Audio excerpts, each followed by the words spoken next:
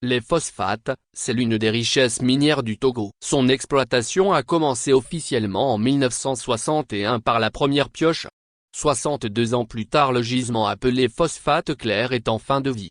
Les richesses minières, on l'ignore souvent, sont des ressources épuisables. L'économiste Jean Bodin a dit qu'il n'y a de richesse que d'hommes sur la terre. Voilà pourquoi les pays qui ont un sous-sol généreux constituent des fonds souverains issus de l'exploitation des mines pour les générations futures.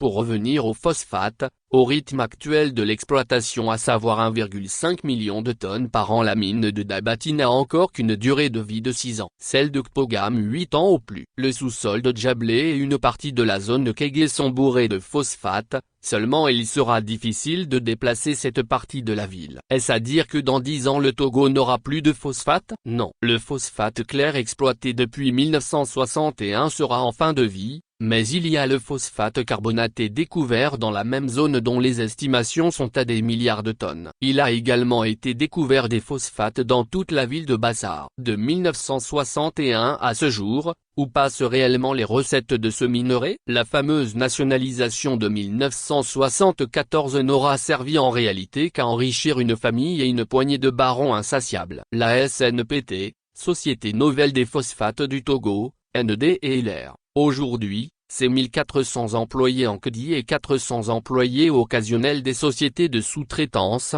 tâcheront, dont la plupart appartiennent aux barons avec leur lot de surfacturation.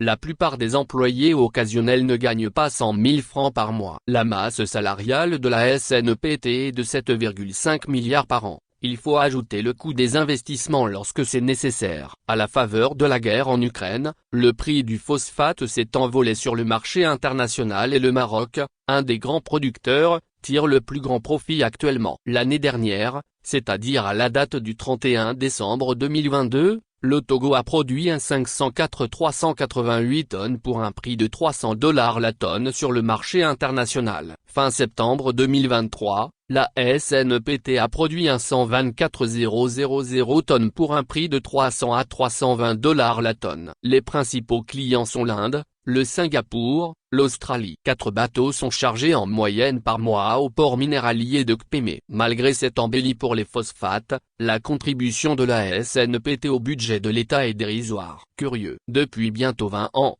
Fort Gnassingbé gère dans l'opacité totale cette ressource stratégique de notre pays avec ses mystérieux amis israéliens. Ils sont aux commandes des phosphates togolais à Lomé, Paris, Johannesburg sans jamais laisser la moindre trace sur un document officiel. Pendant qu'ils se font des milliards, qu'ils rachètent par des montages le patrimoine immobilier de la société en France et ailleurs, la zone des lacs, mines, préfecture des lacs et Vaud, sont les plus sinistrés du Togo.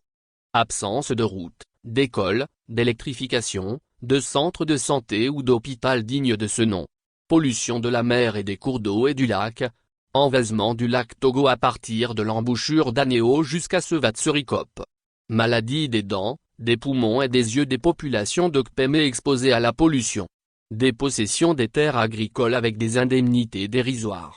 Destruction du patrimoine ancestral et anthropologique des populations. Voilà à quoi ressemble la zone d'exploitation des phosphates au Togo. Une gestion parcimonieuse des phosphates au Togo suffirait largement à relever le niveau de vie des Togolais par l'augmentation des salaires, l'octroi de bourses conséquentes aux étudiants, la construction des hôpitaux de référence, des routes, autoroutes, j'en passe. Le Bénin voisin ne dispose pas de cette générosité naturelle, mais ils font des choses extraordinaires avec les ressources dont le pays dispose.